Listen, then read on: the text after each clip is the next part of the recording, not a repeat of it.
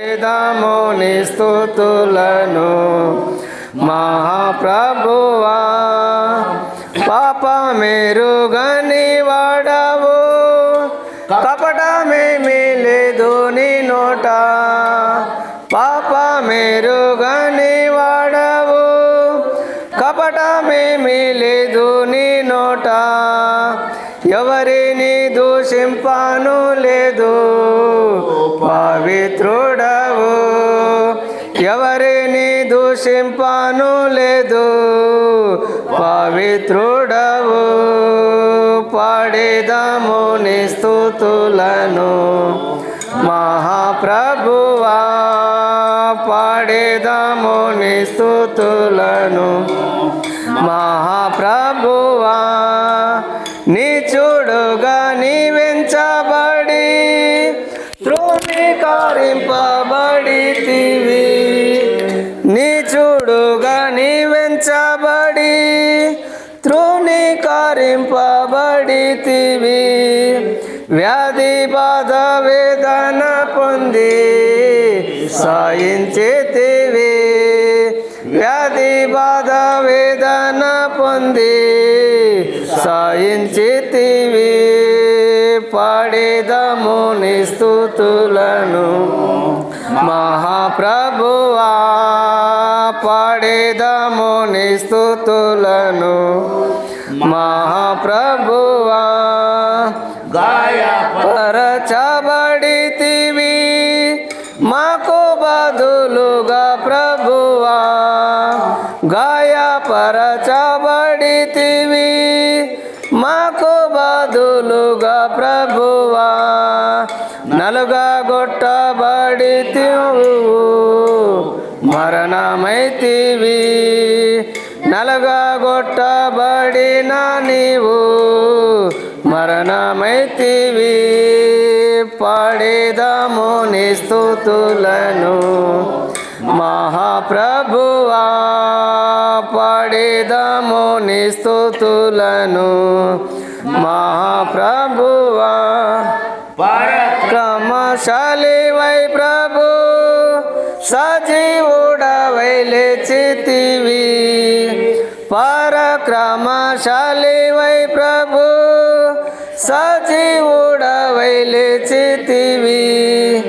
మరణమును జయించితివి విజయుడవై.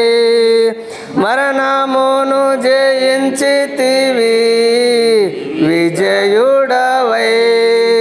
పాడేదము నీ స్తుతులను మహాప్రభువా, పాడేదము నీ స్తుతులను మహాప్రభువా. నిన్ను మేము పూజించదము శ్రద్ధ భక్తితో. నిన్ను మేము పూజించదము శ్రద్ధ భక్తితో. పాడేదము నీ స్తుతులను మహాప్రభువా, పాడేదము నీ స్తుతులను మహాప్రభువా.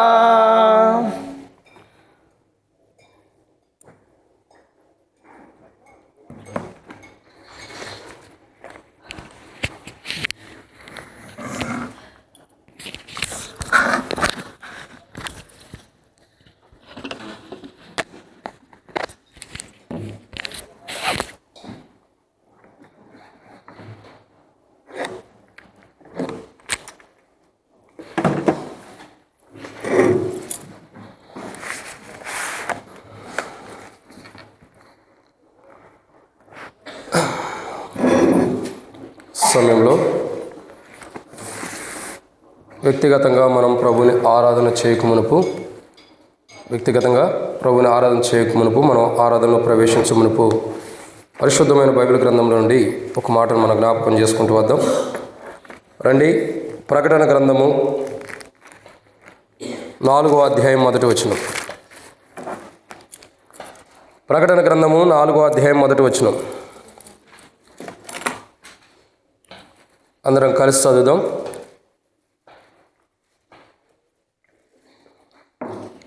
ప్రకటన గ్రంథము 4వ అధ్యాయం 1వ వచనం. ఈ సంగతులు జరిగిన తర్వాత నేను చూడగా అదిగో పరలోకమందు ఒక తలుపు తెరవబడి ఉన్నాను, మరియు నేను మొదట వినిన స్వరం బోర ధ్వని వలె నాతో మాట్లాడగా వింటిని. ఆ మాట్లాడిన వాడు ఇక్కడికి ఎక్కిరమ్ము, ఇక మీద జరగవలసిన వాటిని కనపరచదని నేను.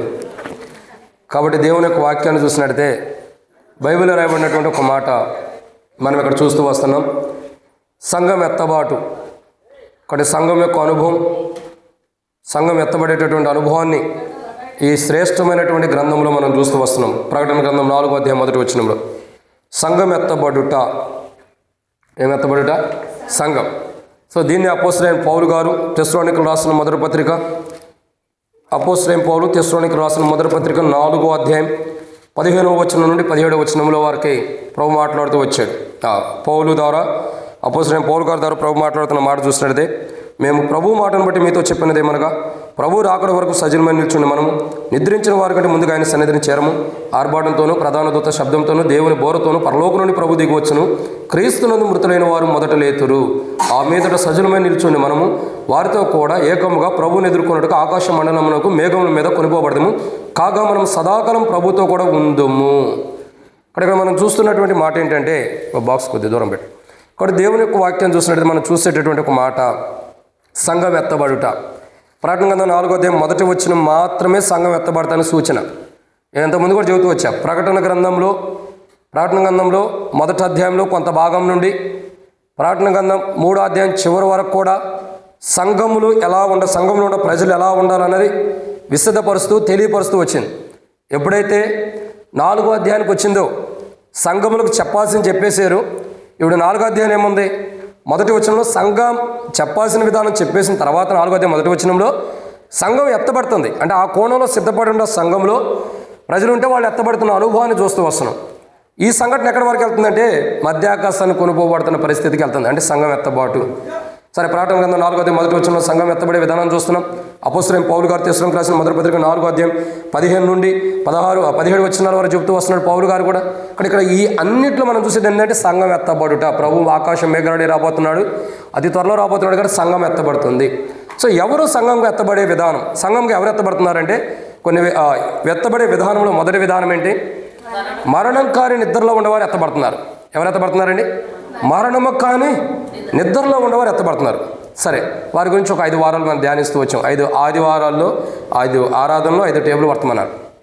సరే, ఈ తర్వాత మనం చూసినట్టయితే సంఘముగా ఎవరు ఎత్తబడుతున్నారు? 2వ కోణం చూసినట్టయితే ఎవరు? మొదట మరణం కానీ నిద్రలో ఉండేవారు, 2 సజీవులే కానీ జీవం కలిగినటువంటి వారు ఎత్తబడుతున్నారు. ఎవరు ఎత్తబడుతున్నారండి?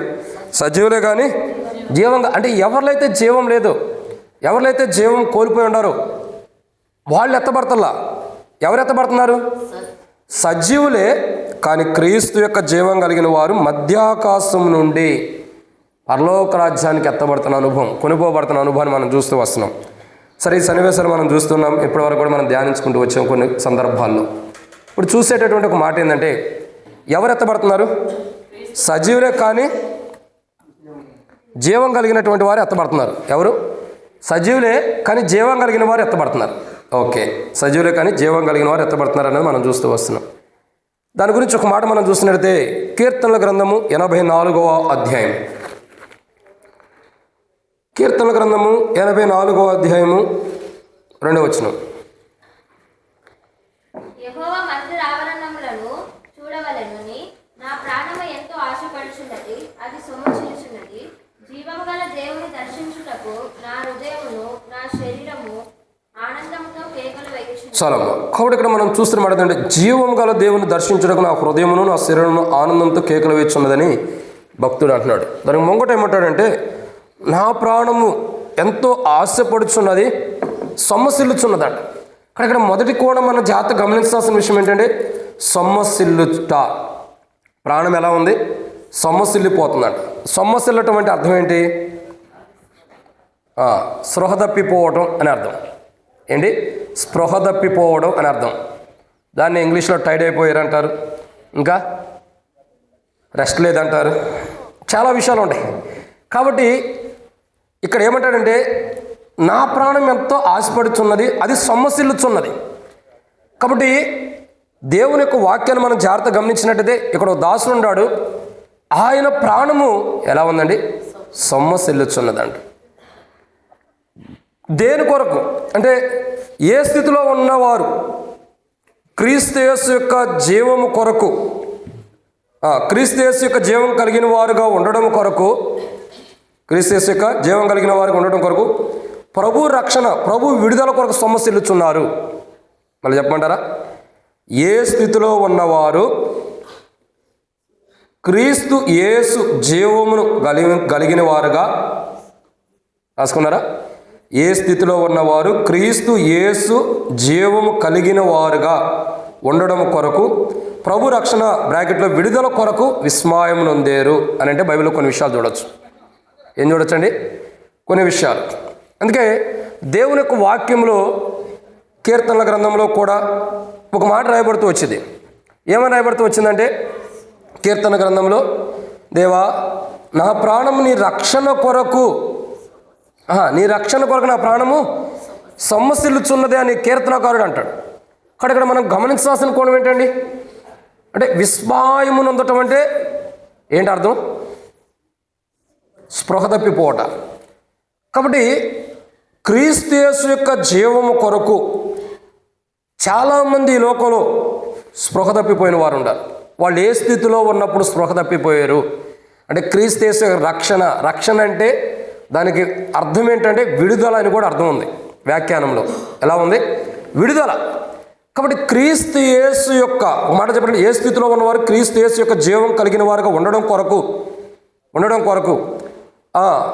వాళ్ళు ఏ పరిస్థితిని బట్టి విడుదల కలగాలని విస్మయం అంటే స్పృహ తప్పిపోయిన అనుభవం ఉండారో, ప్రభు రక్షణ కొరకు, ప్రభు ద్వారా విడుదల కొరకు స్పృహ తప్పిపోయిన స్థితిలో ఉన్నవారికి, ఆ విస్మయం నొందినటువంటి వారికి వారిలో జీవాన్ని నింపాడు ప్రభు. సరే, ఇంత సబ్జెక్ట్ చెప్పాలంటే మీకు కష్టము. ఒక మాటలో చెప్తాను చూడండి. ఏ స్థితిలో ఉన్నవారికి క్రీస్తు యేసు యొక్క జీవం కలిగిన వారుగా, ఏ స్థితిలో ఉన్నవారు క్రీస్తు యేసు యొక్క జీవం కలిగిన వారుగా ఉండడం కొరకు ప్రభు రక్షణ, ప్రభు విడుదల కొరకు విస్మయం నొందిన వారు ఉంటారంటే, ప్రభు ద్వారా రక్షణ కలగాలని, ప్రభు ద్వారా విడుదల కలగాలని విస్మయం నొందిన, స్పృహ తప్పిపోయారు ప్రభు కొరకు ఎదురు చూసి, ఆయన వారి జీవితాల్లో దేవుడు మేలు చేస్తూ వచ్చారు. వారు ఏ స్థితిలో ఉండగా స్పృహ తప్పిపోయారంటే బైబిల్లో కొన్ని విషయాలు చూడొచ్చు. వాటిని మనం ధ్యానించే మునుపు ప్రభు నేర్పి కొరకు చిన్న ప్రార్థన. మమ్మల్ని మిక్కులుగా ఎక్కువగా ప్రేమించిన ప్రియ పరలోకపు తండ్రి, పరిశుద్ధుడైన దేవా మీకు స్తోత్రములు. ఈ సమయంలో తండ్రి కొన్ని మాటలు వాక్యం ధ్యానిస్తున్న సహాయం చేయండి. దాసుడు కన్నులు యజమానుల వైపు చూస్తున్నట్లు, దాసుడు కన్నులు యజమానుల వైపు చూస్తున్నట్లు మా కన్నులు మీ వైపు వీక్షిస్తున్న సహాయం అనుగ్రహించండి. దయచేసి నీ ప్రజల పక్షాన నీకున్న దయ చొప్పున దయతో జ్ఞాపకం చేసుకోనండి. సమయంలో వాక్యం ధ్యానిస్తున్న సహాయం చేయండి. తెరవబడిన ఆకాశం మాకు అనుగ్రహించి, ఆకాశం ఇప్పి పరజాలంతా విస్తారమని పరిశుద్ధాత్మ ద్వారా అభిషేకించండి. నాతో మాతో మీరు మాట్లాడండి. మీ చిత్తం, మీ ఉద్దేశం, మీ ఆలోచనలు ఏవైతే ఉండే బయలుపరిచి శత్రు సిగ్గుకరంగాను మీ నామ ఘనతకరంగాను వాడుకుని మహిమ పొందమని వచ్చిన ప్రజలందరూ కూడా స్తోత్రాలు. రావాల్సిన వారిని తరపెట్టి తీసుకురండి. మధ్య మార్గంలో సకాలం నడిపించండి. తండ్రి, వాక్యం ధ్యానిస్తుండగా నేనైతే అయోగ్యుని ఒప్పుకుంటూ తండ్రి నీ సన్నిధిలో నిలబట్టాను కూడా యోగ్యునిగానే ఒప్పుకుంటున్నాను. దాసుడు కన్నులు యజమానుల వైపు చూస్తున్నట్టు, దాసుడు కన్నులు యజమానుల వైపు చూస్తున్నట్టు మా కన్నులు మీ వైపు వీక్షిస్తుండగా మీరే సహాయం గురించి మహిమ పొంది నీ ప్రజల పక్షాన నీకున్న దయ చొప్పున దయతో నన్ను జ్ఞాపకం చేసుకుని మహిమ పొందమని, వాక్య వెలుగులో మేము ఎట్లా ఆరాధించాలో మాకు వాక్యాన్ని విశదపరిచి తెలియపరిచి మీరు మహిమ తెచ్చుకోమని యేసు ప్రభు నామమున విశ్వాసంతో ప్రార్థిస్తున్నాను తండ్రి, ఆమేన్. కాబట్టి దేవుని యొక్క వాక్యాన్ని చూసినట్లయితే బైబిల్లో కొన్ని విషయాలు మనం త్వరగా చూద్దాం. ఎందుకంటే వాస్తవానికి ఈ టైం కల్లా సగం వర్తమానం అయిపోవాలనుకున్నాం. వంట కూడా అందుకే ఉదయాన్నే స్టార్ట్ చేయించింది. ఇక ప్రతి ఆదివారం ఉదయమనే వంట ఉండిద్ది. ఎందుకంటే కొన్నిసార్లు టేబుల్ వర్తమానం కూడా వంటను బట్టి కొద్దిగా ప్రొలాంగ్ చేయాల్సి వస్తుంది, దాన్ని ఏమంటారు కొనసాగించాల్సి వచ్చేది. సో మీరు అందరూ అనుకుంటారు సేవకుడు కావాలని చెబుతున్నాడు ఎక్కువసేపు అనుకుంటున్నారేమో. కాదు, వంట చేసేవాళ్ళ పరిస్థితి అక్కడ సిగ్నల్ ఇస్తే దాన్ని బట్టి ముగించేవాడు. సో ఇప్పుడు అది కాదు, త్వరగా అయిపోవాలన్న ఆలోచన ఉంది. ఎవరు వచ్చినారు అప్పుడు టైంకి ఆరంభిస్తాం. సరే, ఇక్కడ మనం చూసేటటువంటి ఒక మాట ఏంటంటే, క్రీస్తు ఏ స్థితిలో ఉన్నవారు క్రీస్తు యేసు యొక్క జీవం కలిగిన వారుగా ఉండటం కొరకు విస్మయం నొందేరు అంటే, ఆ జీవము రక్షణ ద్వారా లేదా రక్షణ ఆ విడుదల కొరకు విస్మయం నొందిన వారుగా ఉండాలంటే, దేని కొరకు విస్మయం నొందారంటే రక్షణ కొరకు, విడుదల కొరకు. సో వాళ్ళు ఏ స్థితిలో ఉండవారు అని అంటే బైబిల్లో కొన్ని విషయాలు చూద్దానండి. మొదటి మాట, కీర్తన గ్రంథం 146వ అధ్యాయం 7వ వచనం. కీర్తన గ్రంథము 146వ అధ్యాయము 7వ వచనం. బాధపరచబడు వారికి ఆయన న్యాయము తీర్చును, ఆకలిగొనిన వారికి ఆహారము దయచేయును. కాబట్టి ఇక్కడ మనం జాగ్రత్తగా గమనించాల్సిన మాట ఏంటంటే, ఏమని రాయబడుతూ వచ్చింది? బాధపరచబడు వారికి ఆయన న్యాయం తీర్చును, ఆకలి కొనిన వారికి ఆహారము దయచేయను, యెహోవా బంధింపబడిన వారిని విడుదల చేయను. కాబట్టి రక్షణ అంటే అర్థం ఏంటంటే విడుదల. కాబట్టి ఏ స్థితిలో ఉన్నవారు క్రీస్తు యేసు యొక్క జీవం కలిగిన వారుగా ఉండడం కొరకు విస్మయం నొందారు. అంటే దేని కొరకు విస్మయం నొందారంటే రక్షణ కొరకు, విడుదల కొరకు విస్మయం నొందారు. ఏ స్థితిలో నుండి వాళ్ళు విడుదల పొందడానికి విస్మయం నొందారంటే వాళ్ళు విస్మయం నొందినటువంటి వారి జీవితాల్లో క్రీస్తు యేసు యొక్క జీవం వస్తుంది. వారు ఏ స్థితిలో ఉన్నవారంటే మొట్టమొదటిగా బంధింపబడి ఉన్నటువంటి స్థితిలో ఉన్నవారు. ఎవరు? బంధింపబడిన వారు. చూడండి, ఇక్కడ కీర్తన గ్రంథంలో మనం జాగ్రత్త చూసినట్టు 146 కీర్తన 7వ వచనంలో మనం చూసినట్టే, బాధపరచబడి వారికి ఆయన న్యాయం తీర్చును, ఆకలి కొనిన వారికి ఆహారం దయచేయను, యెహోవా బంధింపబడిన వారిని విడుదల చేయను. విడుదల అంటే రక్షణ. మాటలు చెప్పాలంటే దేవుని ప్రజలైన వారు లేదా లోకంలో ఉన్నటువంటి వారు దేని కొరకు విస్మయం నొందారు? ఏ స్థితిలో ఉండి దేని కొరకు విస్మయం నొందారంటే వాళ్ళు బంధింపబడిన స్థితిలో ఉన్నారు. విస్మయం నొందడానికి కారణం ఏంటంటే క్రీస్తు యేసు యొక్క జీవం వారిలోకి వచ్చి ఈ బంధింపబడిన స్థితి నుండి విడుదల పొందడం కొరకు విస్మయం నొందిన వారు ఉంటారు. అదే ఇక్కడ గమనించాల్సిన కోణం ఏంటి? బంధింపబడిన వారు. దేవుని ప్రజలు ఎక్కడ బంధించబడ్డారు అని మనం చూసినట్టే నిర్గమాకాండం ఎక్కడ బంధించబడ్డారు? నిర్గమాకాండము మనం చూసినట్టే 1వ అధ్యాయం.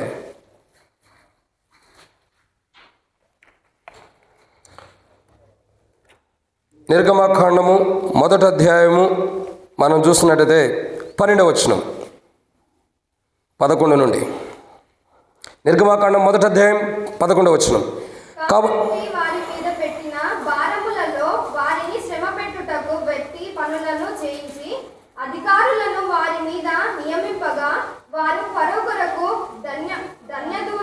ధాన్యదులను నిల్వ చేయు పితోము రామేసును పట్టణములను కట్టిరి. అయినను ఐగుప్తులు వారిని శ్రమ పెట్టిన కొలది వారు విస్తరించి ప్రబలిరి గనుక వారు ఇశ్రాయేలు ఎడల అసహ్యపడిరి. కాబట్టి ఇక్కడ మనం చూడాల్సిన మాట ఏంటంటే ఎక్కడ ఇశ్రాయేలు ప్రజలు దేవుని ప్రజలైన వారు ఎక్కడ బంధించబడ్డారు? ఐగుప్తిలో బంధించబడ్డారు. ఎక్కడ? ఐగుప్తిలో. ఐగుప్తి అనేటువంటి పరిస్థితిలో, ఐగుప్తి అనే ప్రాంతంలో దేవుని ప్రజలైన వారు బంధించబడిన ఉన్నటువంటి స్థితిలో ఉన్నప్పుడు నిర్గమాకాండం మనం చూసినట్లయితే 2వ అధ్యాయం 23వ వచనం చూడగా, అలాగ అనేక దినములు జరిగిన మీదట ఐగుప్తు రాజు చనిపోయాను. ఇశ్రాయేలు తాము చేయుచున్న వెట్టి పనులను బట్టి నిట్టూర్పులు విడిచుచు మొరపెడుచుండగా తమ వెట్టి పనులను బట్టి వారు పెట్టిన మొర దేవుని ఎదుట చేరగా, కాగా దేవుడు వారి మూలుగులు విని అబ్రహాం, ఇస్సాకు, యాకోబులతో తాను చేసిన నిబంధన జ్ఞాపకం చేసుకొనెను. దేవుడు ఇశ్రాయేలును చూచెను, దేవుడు వారి యందు లక్ష్యముంచెను. ఇక్కడ గమనించాల్సిన కోణం ఏంటంటే ఎవరైతే బంధించబడి దేవునికి మొరపెట్టిన అనుభవం ఉందో, ఎవరైతే బంధించబడిన స్థితిలో నుండి ప్రభా ఈ బంధకాల్లో నుండి, ఈ బంధించబడిన స్థితి నుండి నాకు విడుదలిచ్చి ప్రభా నేను ఏ విషయాలు అయితే బంధించబడ్డానో, ఏ పరిస్థితులను బట్టి అయితే నేను బంధించబడ్డానో, ఏ క్రియను బట్టి నేను బంధించబడ్డానో, ఈ బంధించబడిన పరిస్థితుల నుంచి నాకు విడుదలిచ్చి ప్రభా నాకు సంపూర్ణమైన విడుదల కావాలి బంధించబడిన స్థితి నుండి అని ఇశ్రాయేలు ప్రజలు మొరపెట్టినప్పుడు ఏం జరుగుతూ వచ్చింది? దేవుడు గొప్పగా వారిని ఏం చేశాడు? విడుదల చేశాడు. వారికి గొప్ప రక్షణ ఇస్తూ వచ్చాడు. ఇక్కడ ఈరోజు మనం గమనించాల్సిన కోణం ఏంటంటే బైబిల్లో రాయబడుతున్నటువంటి మొదటి కోణాన్ని మనం చూస్తున్నాం. అంటే మనం చూసే దాంట్లో ఏ స్థితిలో ఉన్నవారు క్రీస్తు యేసు యొక్క జీవం కలిగిన వారుగా ఉండటం కొరకు విస్మయం నొందారు. వాళ్ళు విస్మయం నొందడానికి కారణాలంటే మనం చూస్తూ వస్తున్నాం. రక్షణ విడుదల కొరకు విస్మయం నొందారు. ఏ స్థితిలో ఉన్నప్పుడు, ఏ స్థితి నుండి వాళ్ళు రక్షించబడి విడుదల పొందడం కొరకు విస్మయం నొందారంటే మొట్టమొదటిగా బంధించబడినటువంటి స్థితి నుండి. రక్షణ అంటే విడుదల. కాబట్టి బంధించబడిన స్థితిలో ఉండే ఇశ్రాయేలు ప్రజలు బంధించబడి దాసులుగా ఉంటూ బహుభయంకరమైన స్థితిలో, బహుభయంకరమైన పరిస్థితుల్లో, వెట్టి పనులు చేపించబడుతున్నటువంటి స్థితిలో, వెట్టి పనులకు దాసులైనటువంటి, వెట్టి పనులు చేస్తూ ఉన్నటువంటి ఇశ్రాయేలు ప్రజలు ఐగుప్తిలో బంధించబడి ఉన్నప్పుడు దేవుడు వారి మొరను విని వారు బంధించబడిన స్థితి నుండి వారిని విడుదలిచ్చి క్రీస్తు యేసు యొక్క జీవం వారికి ఇవ్వడం కొరకై మహోన్నతుడైన దేవుడు, మహాగణుడైన దేవుడు మోషేని ఏర్పరచుకుని ఇశ్రాయేలు ప్రజల్ని విడిపించడం కొరకై మోషేని ఏర్పరచుకుని దేవుడు గొప్ప కార్యం చేస్తూ వచ్చాడు. ఇక్కడ మొట్టమొదటిగా దేవుని ప్రజలైన వారు ఏ స్థితిలో ఉండి క్రీస్తు యేసు యొక్క జీవం కలిగి ఉండాలని, క్రీస్తు యేసు యొక్క జీవం కలిగిన వారికి ఉండడం కొరకు విస్మయం ఉందారంటే ఏ స్థితిలో? బంధింపబడి ఉన్నటువంటి స్థితిలో. ఆ సౌండ్ ఆపమని. బంధింపబడి ఉన్నటువంటి స్థితిలో నుండి విడుదల పొందడం కొరకు దేవుని ప్రజలైన వారు దాదాపు 430 సంవత్సరాలు విస్మయం నొంది ఉన్నప్పుడు ఏం జరుగుతుంది? వారి మరణ దేవుడు అని వారిని విడుదల చేశాడు. ఇక్కడ ఈరోజు మనం గమనించాల్సిన కోణం, మనం కూడా ఎన్నో విషయాల్లో బంధించబడి ఉన్నాం, ఎన్నో వాటిల్లో బంధించబడిన వారు ఉన్నాం. ఆ బంధించబడిన స్థితిగతులన్నిటిని కూడా మహోన్నతుడైన దేవుడు తన కృపలో మనల్ని ఏం చేస్తూ వచ్చాడు? విడుదలిస్తూ వచ్చాడు. విడుదలిచ్చి మనకి క్రీస్తు యేసు యొక్క జీవాన్ని మనకి ఇచ్చినందుకు ప్రభుని ఆరాధించాలి. ప్రభా, నా జీవితంలో ఎప్పుడూ చేసి ఆరాధన చేయొద్దు. ప్రభా, నా జీవితంలో ఎన్నో పరిస్థితులు బంధకాల్లో ఉన్నప్పుడు ఆ ప్రతి బంధకం నుండి నన్ను విడిపించావు, ప్రతి బంధకాల నుంచి నన్ను కాపాడే ప్రభుని ఏం చేయాలి? మనం ఆరాధించేవారికి ఉండాలి. ఇది మొదటి కోణం. ఇక రెండో మాట చూద్దామండి. రెండో కోణాన్ని చూసినట్లయితే ఎజ్రా గ్రంథం 6వ అధ్యాయం 16వ వచనం. ఎజ్రా గ్రంథం 6వ అధ్యాయం 16వ వచనం నెహెమ్యా గ్రంథానికి ముంగట ఉంటుంది. ఎజ్రా గ్రంథము 6వ అధ్యాయం 16వ వచనం.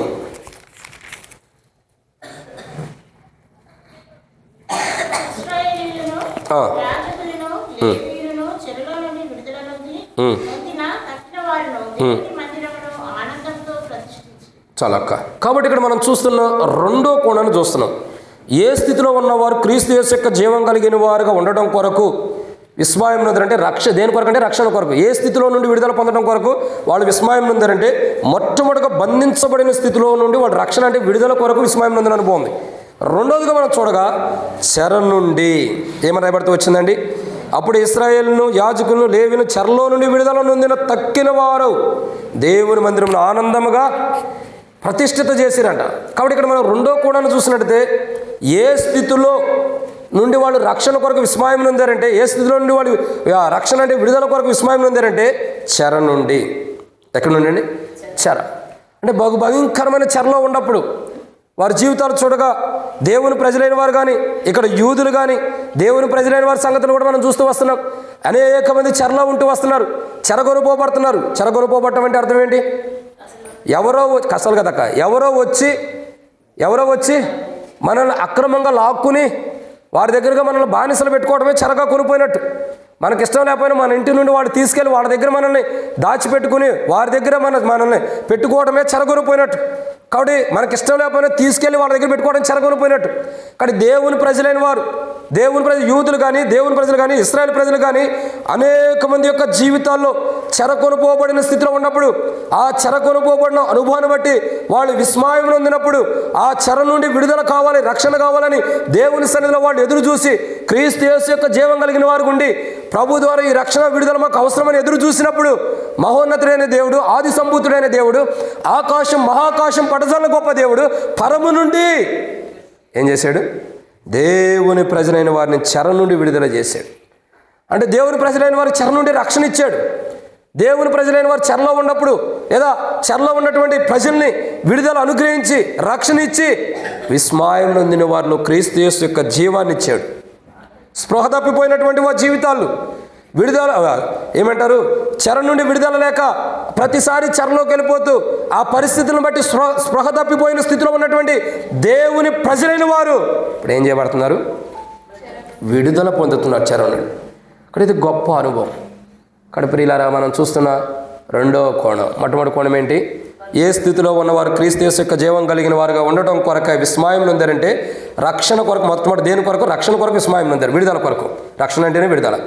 సో ఏ స్థితిలో ఉన్నవారు అని అంటే మొట్టమొదటిగా బంధింపబడి ఉన్నటువంటి స్థితిలో ఉన్నవారు, బంధకాల్లో ఉన్నవారు విడుదల కొరకు విస్మయం నొందారు, స్పృహ తప్పిన అనుభవాలు ఉన్నాయి.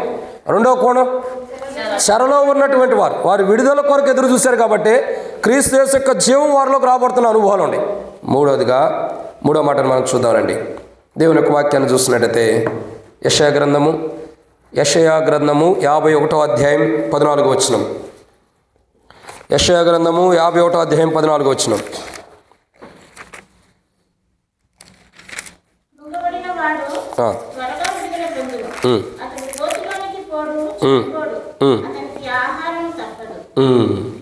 చాలా. కాబట్టి ఇక్కడ మనం చూస్తున్న ఎన్నో మాట ఇది? మూడో మాట. కృంగబడిన వాడు త్వరగా విడుదల పొందును, అతడు గోతులోనికి పోడు, చనిపోడు, అతనికి ఆహారము తప్పదు. కాబట్టి ఇక్కడ మనం చూస్తున్నటువంటి మరొక కోణం చూసినట్టే ఎవరు? కృంగబడినటువంటి వారు, కృంగిన స్థితిలో ఉన్నటువంటి వారు. కొంతమంది కృంగిపోయిన పరిస్థితులు ఉంటాయి. ఏంటంటే కుటుంబ సమస్యను బట్టి, పిల్లలను పెద్దవారికి చేసే పరిస్థితిని బట్టో, లేదంటే కుటుంబ పోషణను బట్టో, లేదంటే ఏదైనా సడన్గా మన జీవితంలో ఒక శ్రమ, ఒక బాధ, ఒక పరిస్థితి ఎదురైనప్పుడు మనం కృంగిపోయేవారు ఉంటాం. ఆ కృంగిపోయినట్టు అంటే కృంగిపోవటం అంటే అర్థం ఏంటి? కృంగిపోవటం అంటే అర్థం ఏంటంటే మనలో మనము తగ్గిపోతున్నామని అర్థం. అలాంటి స్థితిలోకి వచ్చేస్తాం మనం. కాబట్టి అలాంటి స్థితిలో ఉన్నవారు, ప్రభా నేను కృంగిన స్థితిలో ఉన్నా, నాకు నీ రక్షణ, నీ విడుదల కావాలని దేవుని కొరకు ఎదురు చూసి క్రీస్తు యేసు యొక్క జీవం కలిగిన వారుగా ఉండి ఆ యొక్క క్రీస్తు యేసు ద్వారా రక్షణ విడుదల కొరకు ఎదురు చూస్తున్నటువంటి మానవులకి కృంగిన స్థితిలో ఉన్న వారిని ఏం చేస్తున్నాడు? పైకి లేవనెత్తుతున్నాడు. కృంగిన వారిని లేవనెత్తుతున్నాడు. అంటే ఏ స్థితిలో అయితే కృంగిపోయి ఉన్నామో, ఏ స్థితిని బట్టి అయితే మనం కృంగదీయబడి ఉన్నాము, ఏ స్థితిని బట్టి అయితే కృంగిన వారు ఉంటూ వస్తున్నాము, అంటే మానసికమైన పరిస్థితిని కానీ, కుటుంబ సమస్యలు కానీ, బాధలు బట్టి కానీ, ఇబ్బందులు బట్టి కానీ, ఆర్థికమైన పరిస్థితులను బట్టి కానీ, ఏ పరిస్థితిని బట్టి అయితే మనం కృంగిపోయి ఉన్నామో ఆ స్థితి నుండి ఆయన ఏం చేస్తున్నాడు? విడుదల ఇస్తున్నాడు. ఏం చేస్తున్నాడు? విడుదల ఇస్తున్నాడు. అంటే కృంగిపోయిన పరిస్థితి నుండి మనకు విడుదల ఇస్తున్నాడు. ఈరోజు నా క్రైస్తవ జీవితంలో, ప్రియ సహోదరి మన క్రైస్తవ జీవితాల్లో, ఈరోజు దేవుని మందిరానికి వచ్చిన మన జీవితాల్లో, దేవుని ఆరాధించడానికి, దేవుని సన్నిధిలో ఉండడానికి వచ్చిన మన జీవితాల్లో ఏ పరిస్థితిని బట్టి అయితే మనం కృంగిపోయి ఉన్నామో, ఒకవేళ అవమానాలు బట్టి కానీ, బాధలు బట్టి కానీ, దుఃఖాన్ని బట్టి కానీ, ఇంటి పరిసర ప్రాంతాల్లో ఉన్నటువంటి పరిస్థితులను బట్టి కానీ, సంఘంలో కానీ, మందిరంలో కానీ, అనేకమైన ప్రాంతాల్లో కానీ, ప్రియ సహోదరుడు కూర్చున్న నా జీవితంలో ఏ పరిస్థితిని బట్టి అయితే మనం కృంగిపోయిన స్థితిలో ఉన్నామో ఆ స్థితిలో, కృంగిపోయిన స్థితిలో అంటే లేగవటానికి కూడా శక్తి లేనటువంటి స్థితి. ఏ స్థితి అండి? పైకి లెగవటానికి కూడా శక్తి లేనటువంటి స్థితిలో కుంగిపోయి ఉన్నటువంటి మనల్ని క్రీస్తు యేసు యొక్క జీవం మనలోకి క్రీస్తు యేసు యొక్క జీవం కొరకే మనం ఎదురు చూసినప్పుడు ఆ జీవం వచ్చి స్పృహ తప్పిపోయి లెగవలేని స్థితిలో, పడిపోయే స్థితిలో ఉన్న మనల్ని తిరిగి లేపుతున్నాడు యేసు ప్రభువు తన జీవం ద్వారా. ఆ జీవం కలిగిన వారే ఒకరోజు దేవుని రాజ్యంలో ప్రవేశిస్తారు. వాళ్ళే సంఘం ఎత్తబడతారు. కాబట్టి ఎవరు ఎత్తబడతారు అన్నది కూడా చెప్పవచ్చు. ఎవరు అంటే బంధించబడిన వారు విడుదల పొంది ఎత్తబడుతున్నారు, ఇంకా చెరలో ఉన్నవారు విడుదల నుండి ఎత్తబడుతున్నారు, ఇంకా కృంగబడిన వారు విడుదల నుండి ఎత్తబడుతున్నారు. సో దీని అర్థం ఏంటంటే మనం ఏ స్థితిలో ఉండా దేవుడు మనల్ని ప్రేమిస్తే ఆయన మనం ఉన్న స్థితి నుండే మనల్ని లేవనెత్తగలడని అర్థం. మన పరిస్థితులు ఆయన చోట్ల, మన స్థితిగతులు ఆయన చోట్ల, మన హోదా ఆయన చోట్ల, మనం ఎలా ఉన్నామో ఎలా ఉన్నామో, మంచి వస్త్రాలు ధరించుకున్నామా లేదా, మంచిగా ఉన్నామా లేదా, మంచి పొజిషన్లో ఉన్నామా లేదా, ఇదిగా దేవుడు చూస్తుంది. ఆయన ప్రేమ మనకు కనపరిస్తే ఖచ్చితంగా ఆయన కుమారుడైన యేసు ప్రభువారి యొక్క జీవం మనలో ఉంచి మనల్ని ఆయన దగ్గరికి ఇంకా కృంగిపోయినా, బంధించబడి ఉండా, చెరలో ఉండా ఆయన ప్రేమను మనకు అనుగ్రహించి ఈ అనుభవం ఉన్న వారికి ఏం చేస్తున్నాడు? వారిలో జీవాన్ని నింపి వారు ఏ రక్షణ, ఏ విడుదల కొరకు ఎదురు చూస్తున్నారో దాని నుండి విడుదల రక్షణ ఇస్తున్నాడు. దీన్ని బట్టి మనం ప్రభువుని ఏం చేయాలి? ఆరాధించాలి. ప్రభువా, నా జీవితంలో బంధింపబడి ఉండే అనేక పరిస్థితిని బట్టి దాని నుండి నాకు విడుదల ఇచ్చావు. అనేకమైన పరిస్థితుల్లో చెరలో ఉంటూ వచ్చా, నాకు విడుదల ఇచ్చావు. ప్రభువా, నేను కృంగిపోయిన స్థితిలో ఉండా, నన్ను లేవనెత్తవచ్చావు. లేవనెత్తి నాలో క్రీస్తు యేసు యొక్క జీవాన్నిచ్చి, దేవా, స్పృహ తప్పిపోయిన స్పృహ తప్పిపోయిన నేను రక్షణ కొరకు ఎదురు చూసినప్పుడు, తండ్రి రక్షణ విషయంలో రక్షణ ఎప్పుడు ఇస్తామని నువ్వు ఆలస్యం చేస్తున్న స్పృహ తప్పిపోయిన స్థితిలో ఉన్న నాకు, విడుదల కొరకే స్పృహ తప్పిపోయే స్థితిలో ఉన్న నాకు నీ కృపలో ప్రభువా నాకు నీ రక్షణ ఇచ్చి, క్రీస్తు యేసు యొక్క జీవం ఇచ్చి, తర్వాత నీ రక్షణ ఇచ్చి, నీ విడుదల ఇచ్చి, స్పృహ తప్పిపోయిన నాలో జీవాన్ని ఇచ్చి, బంధించబడిన స్థితి నుండి విడుదల ఇచ్చావు. చెరలో నుండి నాకు విడుదల ఇచ్చావు.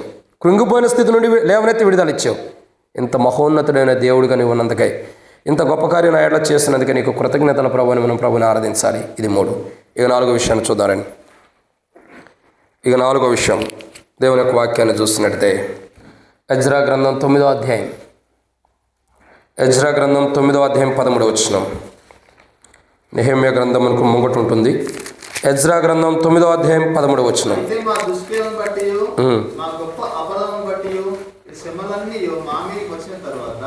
మా దేవుడవైన నీవు మా దోషములకు రావాల్సిన శిక్షలో కొంచెమే మా మీద ఉంచి మాకు ఈ విధంగా విడుదల కలుగజేయగా మేము నీ ఆజ్ఞను మీరి. చాలండి, చాలు. అసహ్య కార్యం నుంచి తర్వాత చూద్దాం. కార్యముల గురించి ఇక్కడ చూసిన మాట ఏంటంటే అసహ్య కార్యములన్న తర్వాత మొదటిగా ఇక్కడ 4వ విషయాన్ని చూస్తున్నాం. ఏ స్థితిలో ఉన్నవారు క్రీస్తు యేసు యొక్క జీవం కలిగిన వారుగా ఉండటం కొరకు విస్మయం నొందారు. దేని కొరకు విస్మయం నొందారు అంటే రక్షణ విడుదల కొరకు. ఏ స్థితిలో ఉన్నారు అంటే 4వ కోణం ఇక్కడ కనబడుతుంది. అక్కడ రాయబడుతున్నటువంటి మాట ఏంటంటే, మా దోషముల వలన రావాల్సిన శిక్ష కొంచెమే మా మీదే ఉంచి మాకు ఈ విధముగా విడుదల కలుగు చేయగా మేము నీ ఆజ్ఞలను మీరి. సరే, ఆజ్ఞలు మీరేం ఆ తర్వాత పాయింట్. ఇక్కడ 4వ కోణం ఏంటంటే, ఏంటి శిక్షలో ఉన్నటువంటి వారు, అంటే శిక్షించబడుతున్నటువంటి వారు, ఎవరైతే శిక్షించబడుతున్నారో, ఎవరైతే శిక్షలో ఉంటూ వస్తున్నారో అలాంటి వారు విస్మయం నొందినప్పుడు, అలాంటి వారు రక్షణ కొరకు విడుదల కొరకు ఎదురు చూస్తున్నప్పుడు అలాంటి వారి జీవితాలు ఏం జరిగింది? గొప్ప విడుదల. క్రీస్తు యేసు యొక్క జీవం వారిలోకి వచ్చి గొప్ప విడుదల పొందిన వారు ఉంటూ వస్తున్నారు. కాబట్టి ఇక్కడ 4వ కోణం ఏంటంటే శిక్షించబడటం అన్నది అర్థం. ఒక వ్యక్తి శిక్షించబడుతూ విడుదల పొందాడు. ఎవరా వ్యక్తి? బైబిల్లో నూతన నిబంధనలో, క్రొత్త నిబంధనలో యేసు ప్రభు వారి దగ్గర ఉంటూ ఒక వ్యక్తి శిక్షించబడుతూ కూడా విడుదల పొందాడు. ఎవరా వ్యక్తి? ఎవరు? పేతురు, యోసేపు, దానియేలు. సరే, నేను చెప్పమంటారా? శిక్షించబడుతూ విడుదల పొందిన వాళ్ళు ఎవరు? కలువరి శిలువలో యేసు ప్రభు వారితో పాటు 2 దొంగల్ని శిలువ మీద వేయబడుతూ వచ్చారు. శిలువ మీద 2 దొంగల్ని సిలువేస్తూ వచ్చారు. 2లో ఒకడేమో శిక్ష పొందుతూనే నరకానికి వెళ్ళాడు, మరొకడు శిక్ష అనుభవిస్తూ యేసు నీ రాజ్యంలోకి వచ్చినప్పుడు నన్ను ఒక్కసారి జ్ఞాపకం చేసుకోమన్నప్పుడు ప్రభు ఏం చేస్తూ వచ్చాడు? గొప్ప విడుదల. మాట చెప్పాలంటే చివరి స్టేజ్లో, స్పృహ తప్పిన స్థితిలో, విస్మయం నొందిన స్థితిలో, జీవం కోల్పోయే స్థితిలో ఉన్నటువంటి వాడు యేసు ప్రభువా, ఒక్కసారి నీ జీవం, ఒక్కసారి నీ రాజ్యంలో నన్ను జ్ఞాపకం చేసుకోమన్నప్పుడు వెంపటే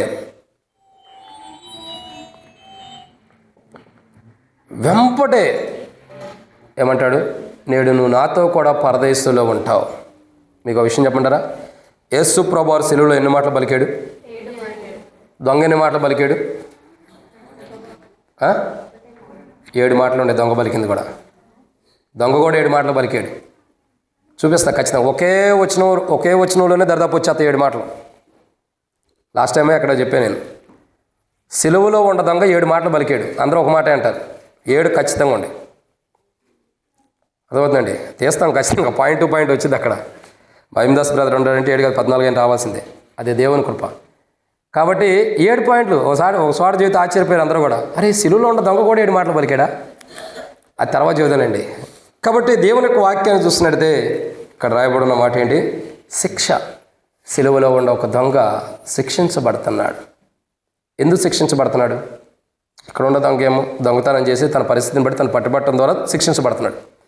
వాస్తవానికి చాలామంది దేవుని బిడ్డలు అన్యాయంగా శిక్షించబడుతున్న స్థితిలో, ఏ నేరం చేయకోకుండా, ఏ తప్పు చేయకోకుండా శిక్షించబడుతున్న స్థితిలో దేవుని ప్రజలైన వారు ఉండి ఆ శిక్షించబడి వారికి విసుకొచ్చి స్పృహ తప్పిపోయిన స్థితిలో ఉన్నప్పుడు, ప్రభా అయ్యా నా స్థితి ఒకసారి జ్ఞాపకం చేసుకో, నా పరిస్థితిని ఒకసారి జ్ఞాపకం చేసుకోమని దేవుని తట్టు తిరిగి కన్నులెత్తి మొరపెట్టినప్పుడు వారు ఏ శిక్షనైతే భరిస్తున్నారో ఆ శిక్ష నుండి విడుదలిచ్చి వారికి క్రీస్తు యేసు యొక్క జీవాన్నిచ్చి ఆ జీవం వారిలో నింపి గొప్ప విడుదల రక్షణ వారికి ఇచ్చి వారిని దేవుని రాజ్యానికి స్పృహ తప్పిపోయిన వారిలో జీవాన్నిచ్చి దేవుని రాజ్యానికి వారసులుగా చేస్తూ వచ్చాడు.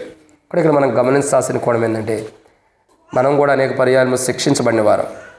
దేవుని మాట వినకపోయినప్పుడు కానీ, దేవుని మాటకు లోబడిపోయినప్పుడు కానీ, దేవుని మాటకు అవిధేయత చూపించినప్పుడు కానీ, ఏదో ఒక సందర్భాన్ని బట్టి దేవుని యొక్క అనుభవం ఉన్నప్పుడు, దేవునిలో నడుస్తున్నప్పుడు కూడా, రక్షించబడినప్పుడు కూడా దేవుని మాట విననప్పుడు ఎన్నోసార్లు శిక్షించబడిన వారికి ఉంటాం.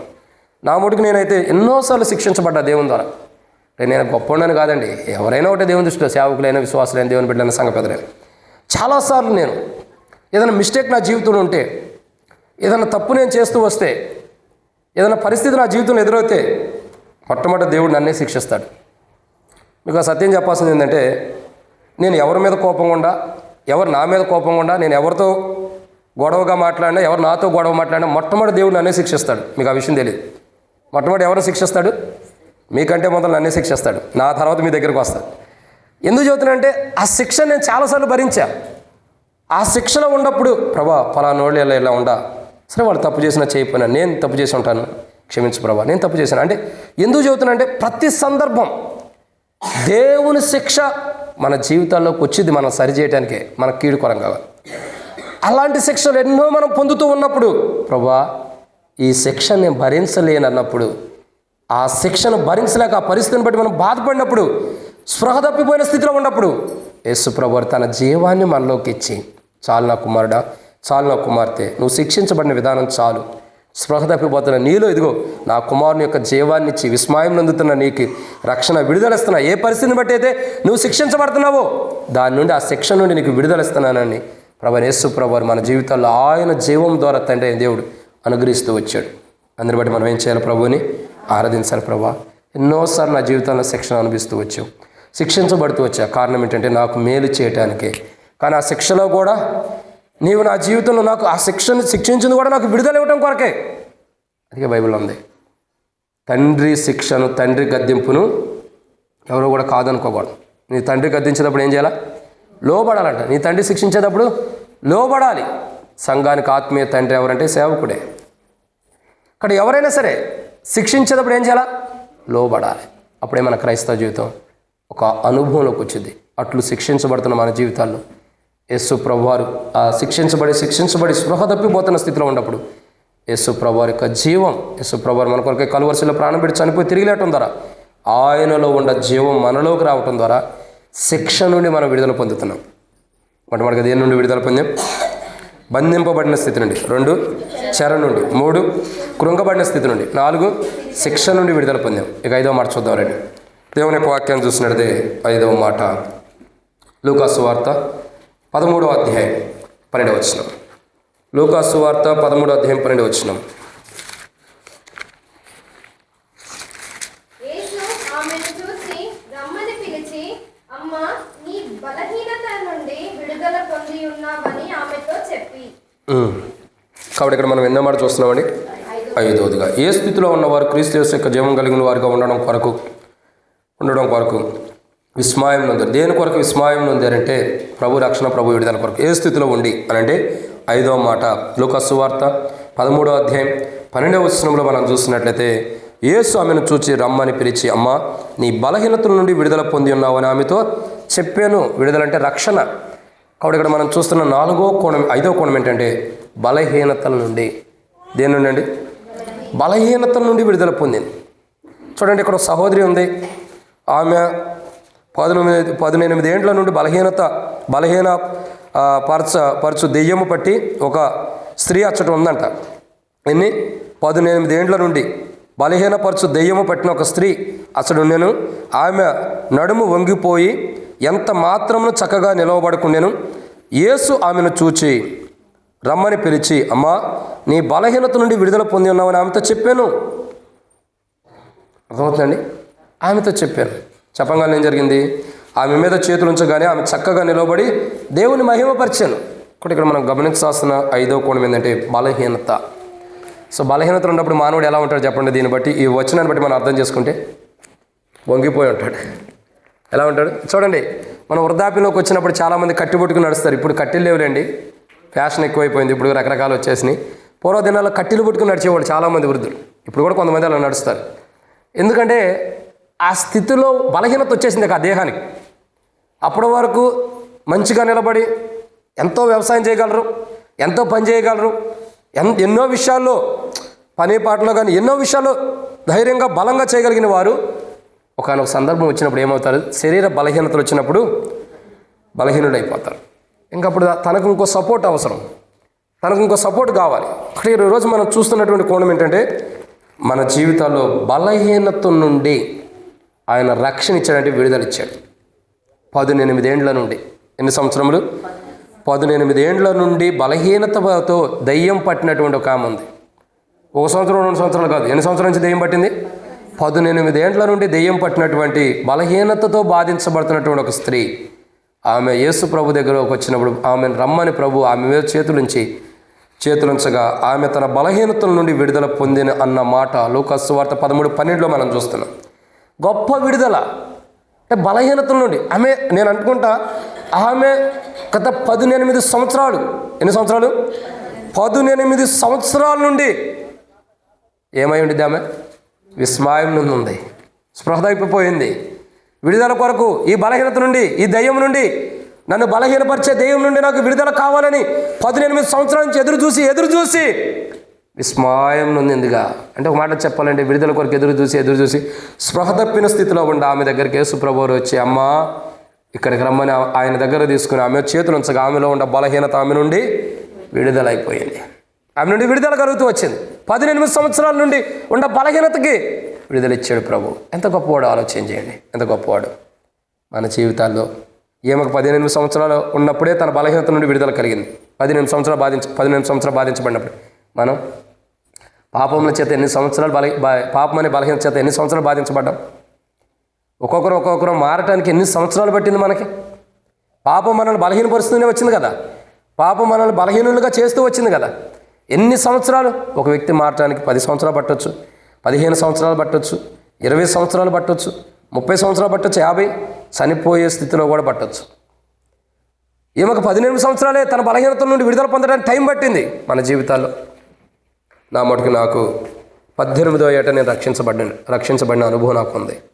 18వ ఏట నేను కూడా 18 సంవత్సరాలు ఏమవుతూ వచ్చాను, పాపంలో బలహీనుడిగా ఉంటూ వచ్చా, పాపం బట్టి బలహీనుడిగా అవుతూ వచ్చా.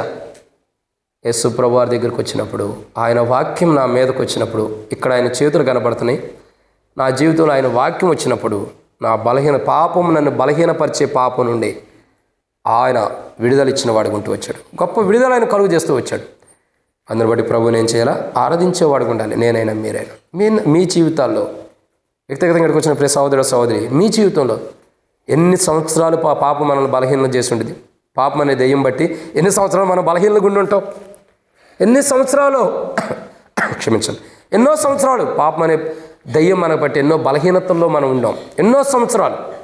అని అన్ని సంవత్సరాలు పాపం అనే దెయ్యం మన బట్టి మన బలహీనపరిచిన యేసు ప్రభువారు ఆ స్పృహ తప్పిపోయిన స్థితిలో, ప్రభా నా జీవితాన్ని మార్చని యేసు ప్రభు దగ్గరికి వచ్చినప్పుడు ఆయన గొప్ప కార్యం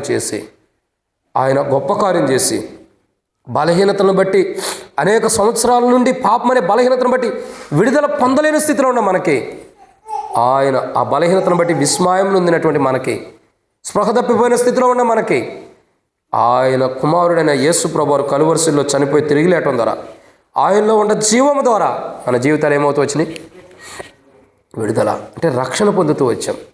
ఎంత గొప్ప ధన్యత. ఈరోజు గుర్తుపెట్టుకో, ఇప్పుడు గుర్తుండేదో లేదో కానీ గుర్తు అయితే పెట్టుకోవాలా. ఎన్ని సంవత్సరాలు అవుతుంది రక్షించబడి?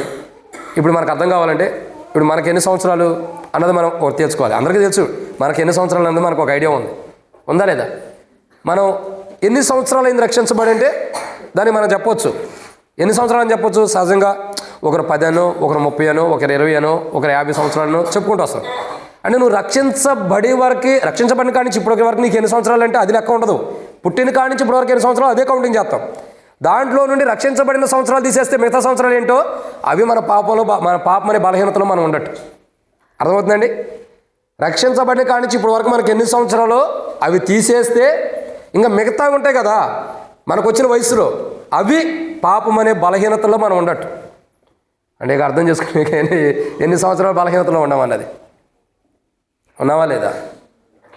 అట్టి బలహీనతల్లో నుండి పుట్టుకు నుండే మనకు వచ్చిన బలహీనత అనే దెయ్యం, పాపం అనే బలహీనపరిచే దెయ్యం నుండి యేసు ప్రభువారు తన కలువరిశిల యొక్క రక్తం ద్వారా, ఆయన కలువరిశిలో ప్రాణం పెట్టి చనిపోయి తిరిగేయటం ద్వారా ఆ పుట్టుకు నుండి వచ్చిన పాపం అనే బలహీనత నుండి మనకు విడుదలిచ్చి, ఆ పుట్టుకు నుండే వచ్చినటువంటి పాపం అనే బలహీనతను బట్టి మనం విస్మయం నుండి స్పృహ తప్పిపోయిన స్థితిలో ఉన్నప్పుడు మన పైన దేవుని వాక్యం వచ్చి స్పృహ తప్పిపోయిన మనలో జీవాన్ని ఇచ్చింది క్రీస్తు యేసు యొక్క జీవం. ఈరోజు మనం దేవుని మందిరానికి వచ్చామంటే మన గొప్పతనం కాదు, క్రీస్తు యేసు ప్రభువారి యొక్క జీవం మనలోకి రావటం ద్వారా ఆ జీవాన్ని కలిగిన మనం, ప్రభా గత సంవత్సరంలో నేను ఇలాంటి స్థితిలో ఉన్న నాకు నీ రక్షణ ఇచ్చి నేటి దినము నిన్ను ఆరాధించే అనుభవంలోకి నన్ను తీసుకొచ్చినందుకు నీకు కృతజ్ఞతలు ప్రభు అని మనం ఏం చేయాలా? ప్రభుని ఆరాధించాలి. గత ఇన్ని సంవత్సరాలు నేను రక్షించబడక మునుపు ఇన్ని సంవత్సరాలు నేను, ఇప్పుడు కౌంట్ చేసుకోండి మీకు అర్థమైపోయేది, ఇన్ని సంవత్సరాలు నేను పాపం అనే బలహీనతలో విస్మయం నుండి స్పృహ తప్పిపోయిన స్థితిలో, ఆ పాపం నుండి బలహీనత నుండి విడుదల పొందలేని స్థితిలో ఉన్నప్పుడు నీవు కలువరిశిలో నా కొరకు ప్రాణం పెట్టి ఈ బలహీనత నుండి విడుదల ఇచ్చే ప్రభుని ఏం చేయాలి? మనం ఆరాధించాలి. ఇది 5వ మాట. ఇక 6వ విషయాన్ని చూద్దామండి. 6వ మాట ఎస్తేరు గ్రంథం ఎస్తేరు గ్రంథం 4వ అధ్యాయం 14వ వచనం. నెహెమ్యా గ్రంథం తర్వాత ఉంటుంది, యోబు గ్రంథమునకు ముంగట ఉంటుంది. నీవు ఈ సమయం నెహెమ్యా గ్రంథము 4వ అధ్యాయం 14వ వచనం. చదవండి అన్న. క్షమించండి. ఎస్తేరు గ్రంథం 4వ అధ్యాయం 14వ వచనం. నీవు ఈ సమయం నెహెమ్యా కదా, క్షమించండి. చదవండి. నీవు ఈ సమయమందు నీవు ఈ సమయమందు ఏమీ మాట్లాడక మౌనముగానున్న ఎడల యూదులకు సహాయమును విడుదలయు మరి ఒక దిక్కు నుండి వచ్చును గాని నీవును నీ తండ్రి ఇంటి వారు నశించుదురు. నీవు ఈ సమయమును బట్టి రాజ్యంలోకి వచ్చేదేమో ఆలోచించుకోనమని చెప్పమనెను. కాబట్టి ఇక్కడ మనం చూస్తున్నటువంటి 6వ కోణం, ఏ స్థితిలో ఉన్నవారు క్రీస్తు యేసు యొక్క జీవం కలిగిన వారుగా ఉండటం కొరకై విస్మయం నొందారు. స్పృహ తప్పిపోయారంటే రక్షణ కొరకు, విడుదల కొరకు. దేని కొరకు? రక్షణ, విడుదల కొరకు. ఏ స్థితిలో ఉండి అని అంటే 6వ మాట, మరణపు అంచుల్లో ఉండి. ఎక్కడండి? మరణపు అంచుల్లో ఉండి. అంటే మరణపు అంచుల్లో ఉన్నటువంటి వారు. మరణపు అంచుల్లో ఉన్నామంటే అర్థం ఏంటి? ఇప్పుడు ఎవరు మరణపు అంచుల్లో ఉంది? ఈ వచనానికి అర్థం అదే, చదివిన వచ్చినారు. ఎవరు మరణపు అంచుల్లో ఉంది? యూదులు. ఎవరున్నారు? యూదులు. ఎక్కడున్నారు? మరణ పంచులో ఉన్నారు. మరణ పంచుల్లో ఉండటానికి కారణం ఏంటి? మరణ పంచులో ఉండడానికి కారణం ఏంటి? చెప్పండి, కారణం ఏంటి? యేసు ప్రభు కాదక్కో. మరణ పంచుల్లో ఉండడానికి కారణం ఏంటి? ఎవరు? హామానుడు యొక్క ఒక స్వార్థాన్ని బట్టి, ఒక అహంకారాన్ని బట్టి, తనకున్న గర్వాన్ని బట్టి, దాన్ని బట్టి ఏమారు యూదుల ప్రాణం మీదకే వచ్చేసింది. ఎవరి ప్రాణం మీదకి వచ్చిందండి? యూదుల ప్రాణం మీదకి వచ్చింది. అంటే ఒక్కడి అహంకారాన్ని బట్టి దేవుని ప్రజలందరి మీదకి వచ్చినప్పుడు అప్పుడు మొర్దెకాయి అంటాడు, ఎస్తేరు తమ్మ, నీవు రాణి కావటానికి కారణం దీని కొరకే అయి ఉండొచ్చు. దేని కొరకు? యూదులకు విడుదల ఇవ్వటం కొరకే దేవుడు నేను రాణిగా చేసి ఉంటాడు. కానీ ఒకవేళ నువ్వు దేవుని ప్రజలైన వారికి సహాయం చేయకపోయినా, అంటే విడుదల కొరకు నువ్వు రాజు దగ్గర మనవ చేయకపోయినా, దేవుడైతే మరో కోణంలో అయితే దేవుని ప్రజలకు సహాయం చేస్తాడు. సహాయం ఆపుతాడా? ఏదో రీతిలో సహాయం చేస్తాడు. కానీ ఏదో రీతిలో సహాయం చేస్తారు. కానీ నీకైతే నష్టం జరిగిద్ది. ఏమంటున్నాడు? నశించిపోతావు నీవు నీ తండ్రి ఇంటి వారు. నీవు నీ తండ్రి ఇంటి వారు, ప్రవీణ్ ఇది అట్టినా, నీవు నీ ఇంటి వారు నశించిపోతారు. అంటే దేవుని ప్రజలకు నువ్వు మేలు చేయకపోతే నశించిపోతావు అన్నప్పుడు ఎస్తేరు, రాణి అయిన ఎస్తేరు 3 దినములు ఉపవాసం ఉండి రాజు ఎదుట ప్రవేశించేది. మరణం వచ్చినా పర్లేదని దేవుని ప్రజలను కాపాడుకుంది. అంటే ఇక్కడ గమనించాల్సిన కోణం ఏంటంటే, మరణపు అంచుల్లో ఉన్న వారికి, మరణపు అంచుల్లో ఉండి స్పృహ తప్పిపోయి, అంటే విస్మయం నొందిన స్థితిలో వారు జీవించాలన్న కోరిక వారిలో ఉంది. మేము బ్రతికుండాలి, చనిపోకూడదని ఎదురు చూసినప్పుడు క్రీస్తు యేసు యొక్క జీవం వారిలోకి ఇవ్వబడుతూ వచ్చింది. కాబట్టి ఆ నాటి దినమున వాళ్ళు సజీవులు ఉంటూ వచ్చారు. నేటి దినమున వారి గురించి మనం వాక్యంలో జ్ఞాపకం చేసుకుంటూ వస్తున్నాం.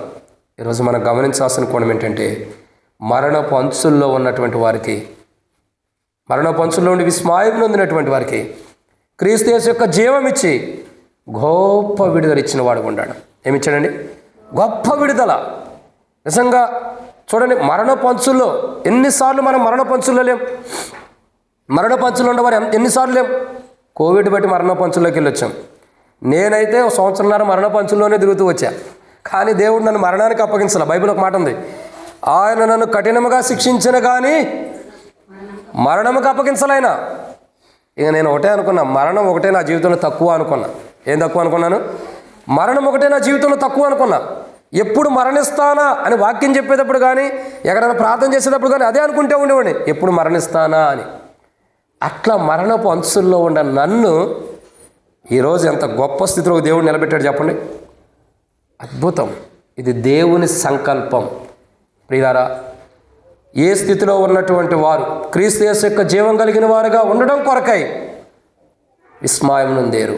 ఏ స్థితి? ఇదే విస్మయం పొందటం అంటే స్పృహ తప్పిపోయారు. దేని కొరకు అంటే రక్షణ, విడుదల కొరకు. ఏ స్థితిలో ఉన్నవారు అంటే, మొట్టమొదటిగా బంధింపబడిన స్థితిలో ఉన్నవారు, 2 చెరలో ఉన్నవారు, 3 కృంగబడిన వారు, 4 శిక్షలో ఉన్నవారు, 5 బలహీనతలో ఉన్నవారు, 6 మరణపు అంచుల్లో ఉన్నటువంటి వారు. సో మరణపు అంచుల్లో ఉన్నటువంటి వారు వారి జీవితాల్లో ప్రభు దగ్గరికి వచ్చినప్పుడు వారికి ఏం అవసరమో యేసు ప్రభు ఆ మరణపు అంచుల్లో నుండి మానవుని లేవనెత్తడం కొరకై, మానవుడు మరణపు అంచులు ఇంకా చనిపోతాడన్న స్థితిలో ఉన్నటువంటి మానవుడిని ఒక మాట చెప్పమంటారా? డైరెక్ట్గా చెప్పమంటే ఒకటే మాట చెబుతా. అంటే నేను ఎట్లా అంటాను తప్పుగా అనుకోవద్దు, మనకు వాళ్ళ గురించి వద్దు. నేను చెప్తున్నాను ఉండమ్మా. అన్యులు కొంతమంది ఉంటారు, వాళ్ళు ఏం చేస్తారు తెలుసా? ఎవరైనా వృద్ధులు చివరి స్థితిలో చనిపోయే స్థితిలో ఉన్నప్పుడు ఏం చేస్తారు తెలుసా? వాళ్ళకి ఇష్టమైన వారిని పిలిపిస్తారు. పిలిపించేమంటారు? తులసి నీళ్ళు తీసుకొచ్చి ఆ నోట్లో పోయ్యా అంటారు. ఏ నీళ్ళు పోయమంటారు? తులసి నీళ్ళు తీసుకొచ్చి అంటారు. లేదక్క చంద్రకళక్కకే బాగా తెలవాలా. ఏమంటారు? తులసి నీళ్ళు తీసుకొచ్చి కొద్ది నోట్లో పోయి. ఎందుకు? చివరి స్టేజ్లో ఉన్నాడు, ఇక నువ్వు ఇచ్చింది తాగి చచ్చిపోతాడు, నువ్వు పోసే నీళ్ళకి ఆయన గొంతు పట్టి చచ్చిపోవాలా.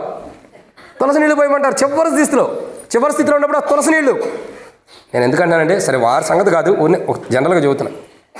మనము కూడా మరణపు అంచుల్లో ఉన్నప్పుడు, పాపంను బట్టి చనిపోవటానికి సమీపంగా ఉన్నప్పుడు, పాపం వల్ల వచ్చే జీతం మరణమని అపోస్తలుడైన పౌలు రోమీయులకు రాసిన పత్రిక 6:23 రాయబడుతూ వచ్చింది.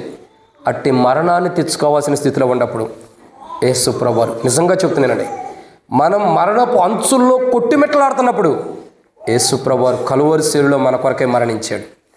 ఆయన కలువరి శిలువలో ప్రాణం పెట్టి చనిపోయి తిరిగి లేకుండా ఉందారా? ఆయనలో ఉన్నటువంటి జీవం మరణపు అంచుల్లో కొట్టిమెట్టలాడుతున్న మనలోకి ఆయన జీవాన్ని చేంజ్ చేశాడు. నువ్వు మరణించడం కాదు, నా కొరకే సాక్షిగా ఉండాలని సజీవుడిగా పెట్టాడు. 2011లోనే నేను చనిపోవాల్సిన వాడిని. ఆర్టీసీ క్రాస్ రోడ్, హెబ్రోన్ చర్చికి దాటిన తర్వాత ఉండేది ఆర్టీసీ క్రాస్ రోడ్. ఇంకా చెప్పాలంటే బావుర్చి హోటల్ పక్కన. అది దాటిన తర్వాత కొద్దిగా ముందరికి వెళ్తే విఎస్టీ పవర్ స్టేషన్ అని ఒకటి ఉండేది. అక్కడ నేను ఒక రూమ్లో ఉండి జాబ్ చేసుకుంటాను. కొన్ని పరిస్థితులు నా జీవితంలో ఎదురైనప్పుడు వాటిని తట్టుకోలేక ఉరిబెట్టి చచ్చిపోదాం అనుకున్నా. అంతా సిద్ధమైపోయింది. బాత్రూమ్కి వెళ్తే నెమ్మది లేదు, ఆ బాత్రూంలో పడి చనిపోమంటాను. సింక్ దగ్గరికి వెళ్తే సింకులో పడి చనిపోమంటాను.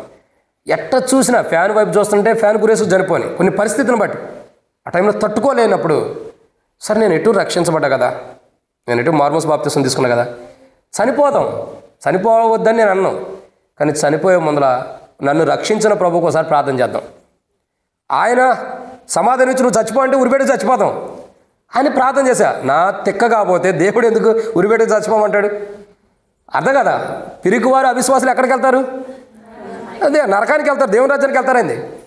దేవుడు పిలవకుండా మనం తొందరపాటు వెళ్ళినాడు ప్రతి ఒక్కరు నరకానికి వెళ్తాడు, దాంట్లో డౌటే లేదు. అది నీ కుటుంబీకులైనా నా కుటుంబీకులైనా దేవుడు పిలిచేంతవరకు తొందరపాటు, దేవుడు పిలిచేంతవరకు అనుకోకుండా తొందరపడి వెళ్ళిన వాళ్ళు కీర్తనల గ్రంథంలో 90వ అధ్యాయం 1 వచనాలు నరులారా తిరిగి నన్న పిలుపు వచ్చేంతవరకు కూడా వేచి ఉండలేక తొందరపాటుతో వెళ్ళిన ప్రతి ఒక్కరు నరకానికే. సో అట్లాగే వెళ్ళిపోదాం అనుకున్నా. కానీ ఒక ప్రార్థన చేసే ప్రభా నేను చనిపోవాలనుకుంటున్నా, కానీ నీకు మాత్రమే చెప్పాలి, నా ఇంటి వారికి ఎవరికి చెప్పకూడదు, ఎందుకంటే నేనున్న పరిస్థితిని బట్టి చనిపోవాలనుకుంటున్నా. కానీ ప్రభు నువ్వు నన్ను రక్షించే, నా పాపాలు క్షమించే కాబట్టి చనిపోతున్నా, నీకు చెప్పాలనుకుంటున్నానంటే ప్రభు ఒక మాట మాట్లాడాడు పరిశుద్ధాత్మ ద్వారా. నువ్వు లేచి ఎక్కడ వెళ్ళాలా? పౌలు అన్నయ్యకు చెబుతాడు, నువ్వు లేచి తిన్ననబడే వీధికి వెళ్ళి అక్కడ సౌలు అని వాడు ప్రార్థన చేస్తున్నాడు, అతని కొరకు ప్రార్థన చేయమంటాడు. సరే నా కొరకు నేనే ప్రార్థన చేసుకోవాలి, నా కొరకు అనన్య లేరు. చనిపోవాల్సిన స్థితిలో ఉన్నప్పుడు ప్రభు అన్నాడు, నువ్వు లేచి ఒకసారి నువ్వు ఎక్కడ రక్షించబడ్డావు, ఎక్కడ విడుదల పొందేవు, ఎక్కడ పాపాలు ఒప్పుకున్నావు, ఆ స్థలంకి వెళ్ళి మళ్ళీ ప్రార్థన చేసి వచ్చి అప్పుడు చచ్చిపో. అంటే ప్రభు చచ్చిపోమంటలా, ప్రార్థన చేసి రా అన్నాడు. ఇక నాకేమనిపించిందంటే వచ్చి చచ్చిపోవచ్చామలే ఆయన చెప్పాడు కదా అనుకున్నా. వెళ్ళా ఇబ్రాహింలో ప్రార్థన చేసుకున్నా, ఎక్కడ రక్షించబడ్డాను అక్కడ, ఎక్కడ పాపాలు ఒప్పుకున్నాను అక్కడ ప్రార్థన చేసుకున్నా. తిరిగి బయటకు వచ్చేటప్పుడు ఒక బ్రదర్ వచ్చి అన్నాడు, బండి తీస్తా ఉండగా, బ్రదర్ దేవుని మందిరంలో చిన్న పనులు చేస్తావా, ఎక్కడికి వెళ్తున్నట్టు ఉండవు కదంటే, చచ్చిపోయే ముందు దేవుని పని చేస్తే ఇంకా బహుమానం వచ్చేదేమో కదా, సరే చేస్తా బ్రదర్ అన్న. సాయంకాలం దాదాపు 5 గంటలకు స్టార్ట్ అయిన పని, అప్పుడు యూత్ క్యాంప్ పనులు 5 గంటలకు స్టార్ట్ అయితే తెల్లవారి 8 దాకా కూడా చేస్తానే ఉన్నాం. నేను డ్యూటీ టైం అయిపోయింది. నేను టాటా కంపెనీలో జాబ్ చేస్తే వచ్చేవాడిని. మార్నింగ్ 10 o'clock వెళ్తే 12 o'clock కల్లా నా డ్యూటీ అయిపోయింది. అప్పుడే 10,000 శాలరీ 2011లో. ఇంకా ఉదయాన్నే డ్యూటీకి వెళ్ళాల్సిన టైంలో నేను చెప్పే బ్రదర్ నా డ్యూటీ టైం అయిపోయింది, నేను వెళ్ళిపోతానని చెప్పి ఎప్పుడైనా భోజనం పెడతారు పనులు చేసిన వాళ్ళకి. పని చేయనోడు జీతానికి పాత్రుడు కాడు అని అక్కడ రాయబడి ఉండేది. ఖచ్చితంగా పని చేస్తేనే భోజనం. అది కూడా ఎట్టాగు, ఒకవేళ ఏ పని చేయకపోయినా కనీసం సర్వింగ్ అన్నా చేసి భోజనం చేయాలా. ఖాళీ కూర్చుంటే భోజనం చేస్తే ఉక్కరాడ. దానికి చాలా లెక్కలు ఉంటాయి. హెబ్రోన్ ట్రైనింగ్ అంటే చాలా విధానం ఉంటుంది. చచ్చి బతికినట్టు హెబ్రోన్ ట్రైనింగ్ బయటకు వచ్చామంటే. కాబట్టి అట్లాంటి సందర్భంలో బయటకు వచ్చినప్పుడు బైక్ తీసుకున్న తినేసి బయటకు వచ్చి బైక్ తీసుకుని బయలుదేరే టైంలో గుర్తొచ్చింది ప్రార్థన చేసుకునేటప్పుడు బైక్ దగ్గర, అసలు నేను హెబ్రోన్కి ఎందుకు వచ్చాను? ఎప్పుడు ఆదివారం తప్పితే మిగతా రోజుల్లో రాను కదా, ఎందుకు వచ్చాను ఇక్కడికి అని ఆలోచిస్తే, నేను చనిపోవాలి, దేవుడు వెళ్ళి ప్రార్థన చేసుకుని రమ్మన్నాడు కదా, అందుకు వచ్చానా అని నేను ఎందుకు చనిపోవాలని అప్పుడు ఆలోచన వచ్చింది. ఆ తర్వాత ఇప్పుడు ఈ ఎల్షద్దై మందిరం కట్టబడాలని ఆ రోజే ఆయన నా మరణం తప్పించాడు. ఆయన ఏం చేశాడండి? ఈ నర్సాపూర్లో ఎల్షద్దై ప్రార్థన మందిరం కట్టబట్టను అవసరమైన పాత్రని ఆనాడే నా మరణం తప్పించాడు. నేను అంటా కదా, మరణ పంచుల్లో ఉన్నవారు క్రీస్తు యొక్క జీవం కలిగిన వారికి మనం ఉంటామంటే ఆనాడు మరణ పంచుల్లో నుండి మనం తప్పించడం కొరకై భూమికి ఆకాశాన్ని మధ్యలో కలువసిలో వేలాడేడు యేసు ప్రభు తన రక్తాన్ని చిందించాడు. ఆయన మరణ భూస్థాపన ద్వారానే మరణ పంచుల్లో నుండి పాపము ద్వారా వచ్చే మరణం, పాపం ద్వారా వచ్చే జీతం ఏంటి? మరణం. మరణ పంచుల్లో పాపాన్ని బట్టి మరణం తెచ్చుకోబోతున్న మనల్ని ఆ పాపం నుండి విడుదలిచ్చి జీవాన్ని ఇచ్చిన వాడిగా ప్రభు ఉన్నాడు. దాన్ని బట్టి మనం ప్రభుని ఏం చేయాలా? ఆరాధించాలి. ఇది 6. ఇక చివరి మాట చూసి ఆరాధనలో ప్రవేశిద్దామరండి. 7వ మాట, కీర్తనల గ్రంథం 81వ అధ్యాయం 6వ వచనం. కీర్తనల గ్రంథము 81వ అధ్యాయము 6వ వచనం.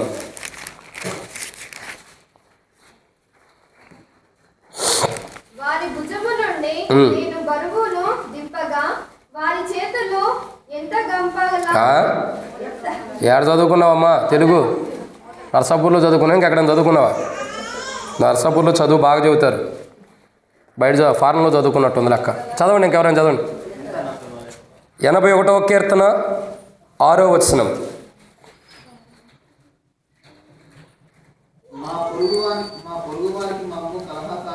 నువ్వెక్కడ చదువుతున్నావు అన్నా? 81వ కీర్తన 6వ వచనం. చదవండి అక్క, చదవండి. ఎవరు?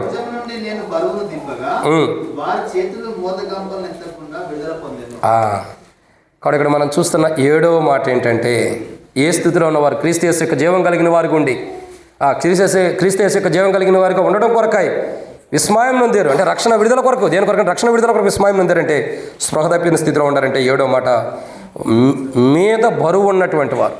అంటే ఎవరి మీద అయితే బరువు ఉందో, ఎవరి మీద అయితే బరువు ఉంటూ వచ్చిందో, ఎవరైతే బరువును భరిస్తూ వచ్చారో, ఎవరైతే బరువు వారి మీద ఉందో వాళ్ళు విస్మయం నొందినటువంటి స్థితిలో ఉండాలి. అందుకంటాడు కదా మత్తయి సువార్త 11:28 వచ్చిన రాయబడిన మాట ఏంటి? ప్రయాసపడి భారం మోస్తున్న సమస్తలారా నా యొద్దకు రండి, నేను మీకు ప్రయాసపడి భారం మోస్తున్న వారు. కానీ యోబు కూడా అంటాడు, నా వ్యాధి నా మూలుగు కంటే భారముగా ఉన్నది. 22వ అధ్యాయంలో అట్టుకుంటే యోబు అంటాడు, నాకు నేనే భారమై ఉన్నానని కూడా యోబు గ్రంథంలో రాయబడుతూ వచ్చింది. కానీ ఈరోజు మన జీవితాలు చూడగా మనకు మనమే భారమై ఉండం. మన వ్యాధి మనకు భారంగా ఉంటూ వచ్చింది, మన ప్రయాసమే మనకు భారంగా ఉంటూ వచ్చింది. అంటే మనం ఎంతో భారాన్ని భరిస్తూ వచ్చిన మన జీవితాల్లో ఇప్పుడు ఏమవుతూ వచ్చింది? యేసు ప్రభువారు ఆయన కలువరిశిలో రక్తం కార్చడం ద్వారా మన మీద ఉన్న బరువును ఒక్కసారిగా తొలగించేశాడు. మీరు ఆ సన్నివేశాన్ని ఒకసారి అర్థం చేసుకోవాలంటే వాచ్మేని గారు రాసినటువంటి ఒక బుక్ ఉంది, యాత్రికును ప్రయాణం అని. నా దగ్గర వీడియో కూడా ఉంది. ప్రభు చిత్తం అయితే 31కో లేదా క్రిస్మస్కో ప్రభు సమయం ఇస్తే నా దగ్గర ప్రొజెక్టర్ అన్నీ కూడా ఉంటాయి. సో ఒకసారి ప్రొజెక్టర్ వేసి చూపిస్తాను మీకు. యాత్రికుని ప్రయాణంలో యాత్రికుడు ఎన్నో వాటిని జయించుకుంటూ వెళ్తాడు. ఎన్నో వాటిని జయించుకుంటూ వెళ్ళిన తర్వాత ఒకనొక స్థితిలో ఒక పెద్ద కొండ ఉంటుంది. ఆ కొండ మీద ఎక్కుతూ వెళ్తాడు. కానీ ఇవన్నీ చేయించుకుంటూ వెళ్ళేటప్పుడు ఈ వెనకాల ఏముంటుంది అంటే ఒక పెద్ద బ్యాగ్ ఉంటుంది, గోనె సంచి నిండా ఏవో ఉంటాయి. ఆ భారం అంతా మోసుకుంటేనే కొండ ఎక్కువ, ఎన్నో పరిస్థితులు జయించుకుంటూ కొండ ఎక్కుతూ వెళ్తాడు. కొండ ఎక్కిన తర్వాత ఒక్కసారి సిలువు కనపడిద్ది అక్కడ. ఆ సిలువు దగ్గరికి వెళ్ళి ఆ సిలువను తాకంగానే ఆటోమేటిక్గా తనకు ఉన్నటువంటి ఆ బరువు, ఆ సంచి అంతా కూడా ఏమైంది? తొలగించబడి దొర్లిపోయి వెళ్ళిపోతుంది. అది కొండ మీద నుండి కిందకి దొర్లి వెళ్ళిపోతుంది. నాకు అర్థమైన సన్నివేశం ఏంటంటే, ఒక మనిషి ఏ పరిస్థితిలోనే ఎంత భారం భరిస్తున్నా ప్రభు దగ్గరికి వచ్చి, ప్రభువా నా మీద ఉన్న భారమును తొలగించు. అది పాప భారమా? పాపం కూడా భారమే, పాప భారం అని ఉంది. మోషే కూడా అంటాడు సంఖ్యాకాండంలో, ఈ ప్రజలు నేను మొయ్యలేను, వీళ్ళు నాకు భారంగా ఉండారు, ఈ ఇంత భారం నేను మొయ్యలేను అంటాడు. మన ఇంటి వారు మనకు భారంగా ఉండొచ్చు, మన పాపం మనకు భారంగా ఉండొచ్చు, మన వ్యాధి మనకు భారంగా ఉండొచ్చు, మనకు మనమే భారం అయిపోయి ఉండొచ్చు. మన ఇంటి వారికి కూడా భారం అవుతాం. తాగి చచ్చిపోతున్నప్పుడు తాగినప్పుడు మన ఇంటి వాళ్ళు ఏమంటారు? వీడు బతికుండే కంటే చావటం మంచిది అంటారు. మన జీవితం మార్చుకోనప్పుడు, మన ప్రవర్తన మార్చుకున్నప్పుడు ఒకవేళ వ్యాధి ఉన్నవాడైనా అనారోగ్యం ఉన్నవాడైనా వ్యాధి కానీ అనారోగ్యంతో ఉన్నవాడైనా కొద్ది బాగపోతే వారి ఎలా కనికరం చూపిస్తాం, మనం జాలి పడతాం, అయ్యో బాగాలేదు కదా అని. తాగి తాగి తాగి ఎంత చెప్పినా వినకుండా తాగి తాగి జీవితాన్ని పాటు చేసుకునేవాడికి ఆ వారిని పట్ల కుటుంబం ఎలా ఉండిద్ది? వీడి జీవితం ఇంతే, వీడు మారడు, చస్తే చేస్తాడు లేకపోతే లేదంటూ వదిలేస్తారు చాలామంది. అంటే ఇక్కడ ఎవరైనా ఉంటే క్షమించండి, మిమ్మల్ని కాదు, మిమ్మల్ని ఉద్దేశం చేస్తాను. ఎందుకంటే తాగిన స్థితిలో మనకు విసుకొచ్చేసింది కుటుంబీకులకి. ఇక ఒకసారి భార్య కూడా అనేది, నువ్వు వండా ఒకటే లేకపోయినా ఒకటే, నాకేంటి ఉపయోగం? ఆ స్థితిని బట్టి మనం ఏమైపోతున్నాం, ఆ స్థితిని బట్టి మనం బాధించబడ్డప్పుడు, ఆయన చేసిన పనులు బట్టి బాధించబడినప్పుడు ఏమైంది? వండా ఒకటే లేకపోయినా ఒకటే అంటాం. అంటే అంతగా మనం ఇతరులకి భారంగా ఉండాం, భార్యకు భారంగా ఉండాం, తల్లిదండ్రులు భారంగా ఉండాం, ఇంకా అత్తమామలు భారంగా ఉంటూ వచ్చినాం, కుటుంబీకులు మన పిల్లలకు కూడా తాగి మనం భారంగా ఉంటూ వస్తాం. అది వ్యాధిని బట్టి కూడా ఇతరులకు భారంగా ఉంటూ వస్తాం, ఇంకా మనకు మనమే భారం అయిపోతున్నాం. ఇలాంటి స్థితిలో ఉన్నప్పుడు యేసు ప్రభువు ఈ లోకానికి నరవతారికి వచ్చి మనకు మనమే భారం అయిపోయాం, ఇతరులకు భారంగా ఉంటున్నాం, మనలో ఉన్న వ్యాధి మనకు భారంగా అవుతుంది. లేదా ఇప్పుడు మనకున్న పెద్ద భారం ఏంటి చెప్పండి? హార్ట్ ప్రాబ్లం కంటే కూడా పెద్ద భారం ఏంటి? షుగరు. అది ఎప్పుడు పెరిగిద్దో ఎప్పుడు తగ్గిద్దో తెలియదు. దాని గురించి కూడా కొన్ని వర్తమానాలు ఉండేలేండి, తర్వాత చెబుతా. కాబట్టి ఈ షుగర్ గురించి కూడా ఉంది, గ్యాస్ ట్రబుల్ గురించి కూడా ఉంది, కడుపులో వచ్చే మంటల గురించి కూడా వర్తమానాలు ఉన్నాయి, నెక్స్ట్ స్టెప్లో చూస్తాం. కాబట్టి ఏంటంటే చాలా అనుభవాలు, ఈ బలహీనతలన్నిటిని బట్టి కూడా ఇవన్నీ మనకు భారం. మన దేహంలో ఉన్న అనారోగ్యమే మనకు పెద్ద భారం. ఇలాంటి భారంతో ఉన్నప్పుడు యేసు ప్రభువు వారి దగ్గరికి రాగాలి. నేను ఒక మాట చెప్పమంటారా? ఒక్క మాట చెప్పి నేను ముగిస్తాను. ఈ లోకంలో హెచ్ఐవికి ఎవరైనా మందును కనుక్కున్నారా? ఎవరైనా కనుక్కున్నారా? హెచ్ఐవి ఎవరైనా కనుక్కున్నారా? ఎవరో కనుక్కల. నాకు తెలిసిన ఒక సహోదరుడు ఉంటాడు, హెచ్ఐవి చేత బాధపడుతూ వచ్చాడు. అంటే తప్పుగా నేను అట్లా పేరు చెప్పను, బాధపడుతూ వచ్చాడు. చాలామంది పరిశుద్ధులు ప్రార్థన చేసినప్పుడు ఆ ప్రార్థన దేవుడు విని తనకు హెచ్ఐవి ఉందని నిర్ధారణ అయిన కొన్ని రోజుల తర్వాత ఉపవాస ప్రార్థనలో కన్నీటి ప్రార్థనతో ప్రార్థన చేసినప్పుడు దేవుడు తనలో ఉన్న ఆ వ్యాధిని తొలగించాడు.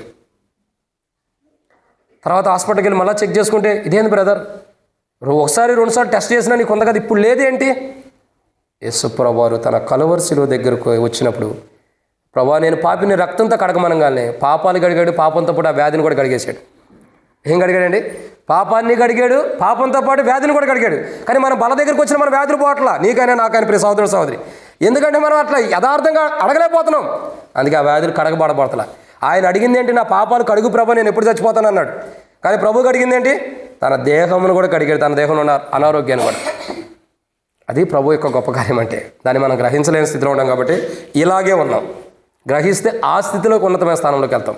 కాబట్టి 7వ మాట, మన మీద ఉన్న బరువు, మనం ఏ బరువునైతే భరిస్తున్నామో ఆ బరువునైనా తీసివేయటానికి, బరువు భరిస్తున్నటువంటి వారు విస్మయం, బరువు మొయ్యలేక స్పృహ తప్పిపోయి విస్మయం నందిన స్థితిలో ఉన్నప్పుడు, ప్రభా నీ జీవనం నాకు కావాలన్నప్పుడు ఆయన రక్షణ, ఆయన విడుదల వారికి ఇచ్చి, ఆ బరువు నుండి విడుదలిచ్చి వారిలో క్రీస్తు యేసు యొక్క జీవాన్ని ఇచ్చాడు. అట్టి అనుభవంలోకి మనం ఎన్నో బరువులు మనం భరిస్తూ వచ్చినప్పుడు ఆ బరువు అంతటిని, పాప బరువును కూడా తీసివేసి, పాప భారమును కూడా తీసివేసి గొప్ప విమోచన మనకు ప్రభు ఇచ్చినందుకు ప్రభువుని మనం ఆరాధించే వారికి ఉండాలి. ఇది 7వ మాట. 7 విషయాలు. ఏ స్థితిలో ఉన్నవారు క్రీస్తు యేసు యొక్క జీవం కలిగిన వారుగా ఉండటం కొరకై విస్మయం నొందారంటే స్పృహ తప్పిపోయారు. దేని కొరకంటే రక్షణ విడుదల కొరకు. రక్షణ విడుదల కొరకు స్పృహ తప్పిపోయిన విస్మయం నొందిన స్థితిలో ఉండాలి. ఏ స్థితిలో ఉన్నవారు రక్షణ విడుదల కొరకు స్పృహ తప్పిపోయిన స్థితిలో విస్మయం నొందారంటే, మొట్టమొదటి ఏ స్థితిలో ఉండేవారు? బంధించబడిన స్థితిలో ఉండేవారు. 2 చెరలో ఉన్నవారు. 3 కృంగబడిన వారు. 4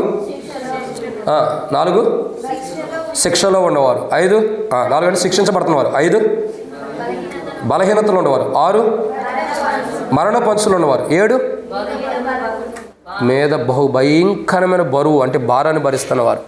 ఈ 7 అంతల అనుభవం ఉండేవారు.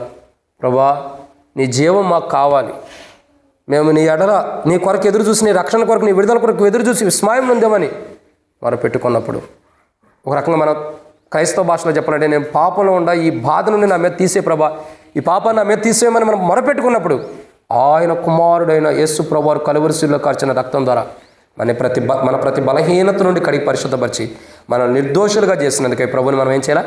ఆరాధించేవారు ఉండాలి. అటు ఆరాధన మనం చేయనట్లు ప్రభు మనకి సహాయం చేయనుగాక.